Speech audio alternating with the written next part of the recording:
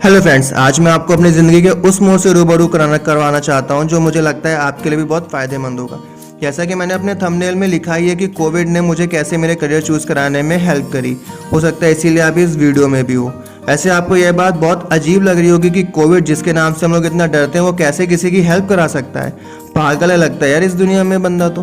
पर कोई नहीं, ऐसा सच में मेरे साथ हुआ है। मुझे इस इंसिडेंट के बाद पता चला कि कितनी भी निगेटिव चीज़ें क्यों ना हो लाइफ में, आपको रोशनी कहीं ना कहीं से आ ही जाती है। आपकी ज़िंदगी में ज़रूर ऐसा मोड़ आता है जब आपकी ज़िंदगी पूरी बदल ही जाती है। चलिए आइए बात करते हैं, पर उससे पहले मैं कुछ कहना चाहता हूँ। ज़िंदगी में मकसद उतना ही ज़रूरी है जितनी सांस लेना होता है। अगर आपकी ज़िंदगी में मकसद नहीं तो जीने का कोई मतलब नहीं है। ये मकसद ही तो है जो आपको अंधेरे से निकालता है, रोज़ उठाता है, मोटिवेट करता है। और मुझे लगता है मोटिवेशन का असली सोर्स आपका मकसद ही होता है। लोग मोटिवेशनल वीडियोस देखते हैं, कहानी सुनते हैं, लोग बड़े बड़े लोगों का इंटरव्यू देखते हैं, पर सबसे बड़ी चीज़ पता है क्या है? कि उन्हें मकसद ही नहीं पता होता। अगर आपके पास मकसद है ना तो आपको किसी भी एक्सटर्नल मोटिवेशन की ज़रूरत ही नहीं पड़ेगी, क्योंकि आप खुद ब खुद पॉजिटिव रहोगे।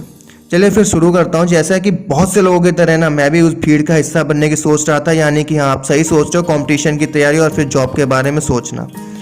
पर सच बताऊँ तो अचानक से सब कुछ चेंज होने वाला था। वो कैसे? क्योंकि मुझे थोड़े थोड़े सिम्टम्स आना शुरू हुए थे और मुझे मेरे फैमिली डॉक्टर ने रिकमेंड किया कि मुझे टेस्ट करवाना चाहिए। टेस्ट के नाम से मुझे डर लग रहा था यार, क्योंकि टेस्ट के नाम से सबको डर लगता ही है। तो मैंने भी उनसे कहा कि कुछ नहीं है, बस ऐसे नॉर्मल है, मैं सही हो जाऊंगा। तो उन्होंने मुझसे क्या कहा कि डॉक्टर तू है यार कि मैं हूँ। तो लेकिन हाँ, वो सही भी थे।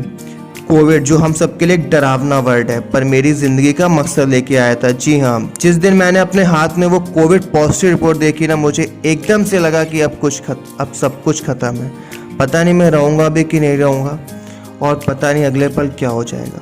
पर वो वर्ड ना रिपोर्ट में ज़रूर पॉजिटिव था, पर मेरी ज़िंदगी के लिए भी पॉजिटिव रहा। आज भी मुझे याद है कि जब मैंने अपना पहला कदम रखा था ना कोविड वार्ड में, तो एकदम मातम सा छा गया था। यकीन मानिए कि एकदम से आपके दिमाग और दिल में ना अंधेरा सा छा गया था। छा जाता भी है, आप एकदम अलग थलग डाल दिए जाते हैं, पर ये ज़रूरी भी तो है। वो दिन किस तरह बिताए मैं ही जानता हूँ। मुझे ऐसा लगता था जैसे कि कल क्या होगा, या फिर मैं कल रहूँगा या नहीं रहूँगा, मुझे खुद ही नहीं पता कि कल क्या होने वाला है।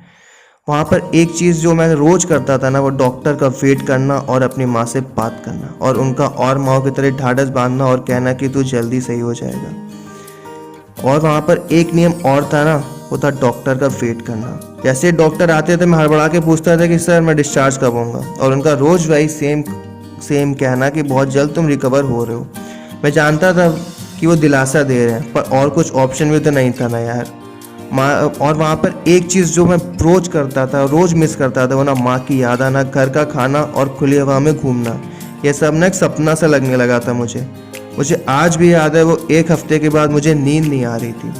मुझे नींद तो वैसे मुझे वहाँ कभी भी नहीं आई, लेकिन उस दिन मुझे नींद कुछ कारण की वजह से नहीं आ रही थी। और वो था ना, मुझे पता चला कि हमारे बगल में ना, मतलब दूसरे रूम में ना किसी की डेथ हो गई है। डेथ का नाम सुनते ही मुझे चक्कर से आने लग रहे थे, मानो बेचैनी सी, और वो बेचैनी और टेंशन में मुझसे चीख कर कह रही है कि अब कुछ नहीं बचा यार, अब तेरा नंबर भी आने वाला है। पर फिर मैंने सोचना शुरू किया कि कुछ नहीं, अगर ज़िंदगी छोटी है ना या फिर बड़ी है, लेकिन तुम करना क्या चाहते हो और क्या नहीं करना चाहते हो, या फिर क्या बचा है तुम्हें लाइफ में करने के लिए। तो यही सब सोचते सोचते मैं सो गया। और फिर अगले दिन क्या हुआ कि अगले दिन रोज़ की तरह जो हम लोगों को खाना देने आते हैं ना भैया, वो आए और उन्होंने रोज़ की तरह वही टेबल में खाना रखा। लेकिन उस दिन ना, जैसा कि आपको पता है कि वो सब ये सब मतलब कोविड सेंटर में सब कुछ दूर रहता है ना, तो लेकिन मैंने एक चीज़ ऑब्जर्व करी, वो उनके चेहरे में ना एक आंसुओं का ना आना। वो रो रहे थे और मैंने औरों की तरह मैंने पूछा कि भैया क्या बात हो गई, आप रो क्यों रहे हो? तो उन्होंने सेम वही आंसर कि ऐसा कुछ मतलब कुछ नहीं है, बस नॉर्मल। तो मुझे पता था कि वो बता नहीं रहे हैं, तो इसलिए मैं दोबारा पूछा। मैंने कहा बताओगे भैया क्या बात है, क्या पता मैं आपके कुछ हेल्प कर सकूं? तो उन्होंने कहा कि उनकी माँ की रिपोर्ट ना पॉजिटिव आई है और वो गांव में है। तब मुझे लगा मेरा दुख तो कुछ भी नहीं है यार इनके आगे, क्योंकि जब माँ में बात आती है ना, तो उससे बढ़कर ज़िंदगी में कुछ नहीं होता, क्योंकि माँ भी ना लाइफ की तरह एक ही बार मिलती है और माँ की जगह ना ज़िंदगी में कोई नहीं ले सकता। फिर मैंने क्या किया, मैंने उनको बहुत समझाया और उनका मूड को थोड़ा नॉर्मल या लाइट किया, और वो कुछ देर के बाद वो थोड़ा सही महसूस किया और वो थोड़ा ठीक हुए। और वो मुझे एक वर्ड कह के गए, वो था थैंक यू। अंदर से बहुत अच्छा लगा क्योंकि किसी ने दिल से पहली बार ना थैंक यू कहा था। कुछ दिन बाद वो मेरे पास आए और बोले सर अब उनकी हालत में सुधार है और वो थोड़ा ठीक हुई हैं और हो सकता है कि वो सही भी हो जाए और जल्दी रिकवर भी हो जाए। और उन्होंने एक वर्ड बोला कि सर अब आप भी डिस्चार्ज हो जाइए क्योंकि ज़िंदगी में आपको भी बहुत कुछ करना होगा। उनका वो चेहरा मुझे आज भी याद है, वो थैंक यू कहना मुझे आज भी याद है क्योंकि वो सब जो दिल से था। और उन्होंने उस दिन ना, आज जिस दिन की बात है ना, उस दिन उन्होंने एक चीज़ और कही थी, सर अगर आपने मुझे उस दिन 5 मिनट ना दिए होते, ना समझाया ना होता ना, तो शायद मैं भी उस टेंशन या बेचैनी से अंदर ही अंदर खोखला हो गया होता और मैं कुछ डिसीजन ले ही नहीं पाता।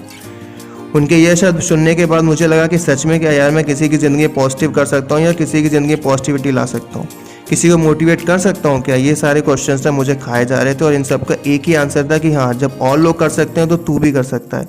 हाँ, तेरे में दम है, तू कोशिश तो कर, और कोशिश करेगा ना तो पूरी दुनिया तेरा साथ देगी। इस समय जैसा कि आपको पता है कि हर जगह कोरोना है और हर जगह नेगेटिविटी चीज़ें फैली हुई हैं, तो आपको लोगों को समझाने की बहुत ज़रूरत है कि सब कुछ सही हो जाएगा और सब कुछ सही होना भी है, क्योंकि हम लोगों को ना दोबारा से मुस्कुराना चाहिए।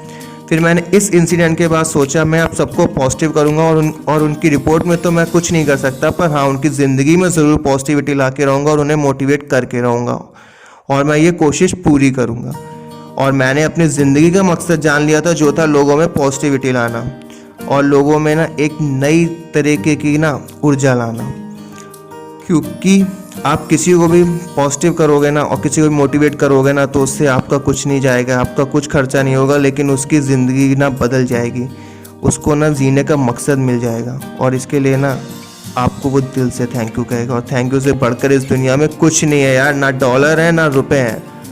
हाँ, मुझे चलिए फिर एक चीज़ थी ना कि ये शुरुआत ना करनी ही थी। ये वीडियो उसी की पहली शुरुआत है, क्योंकि शुरुआत जो होती है ना वो हमेशा ज़ीरो से ही होती है और जो उसका अंत होता है ना आपको खुद नहीं पता होता।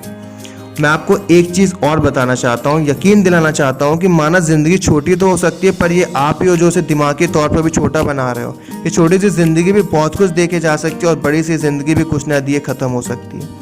इसलिए हमेशा पॉजिटिव रहिए, पॉजिटिव सोचिए और हो सके तो लोगों को, दूसरों को भी पॉजिटिव बनाइए, लोगों को मोटिवेट कीजिए, क्योंकि इससे आपकी जो ज़िंदगी बदलेगी, साथ में आपके सामने वाले की भी ज़िंदगी पूरी तरीके से बदलने की कोशिश जरूर कर सकते हैं और बदलेगी भी। एक बात और मैं आपको कहना चाहता हूँ, जो हो सके तो दिल और दिमाग से समझने की कोशिश कीजिएगा और समझिएगा और याद रखिएगा कि पछताने से अच्छा है आपको अभी से अपनी ज़िंदगी को और अपने टाइम को सही से मैनेज करना होगा, सही जगह लगाना होगा, क्योंकि जो इसका रिजल्ट है ना वो आपको खुद नहीं पता होगा कि कितना ज़्यादा मिलेगा। उम्मीद है यार कि आपको ये वीडियो ना पसंद आई होगी। ये मेरे रियल इंसिडेंट वीडियो से आपको कहीं ना कहीं मोटिवेट या कहीं ना कहीं पॉजिटिव महसूस किया होगा।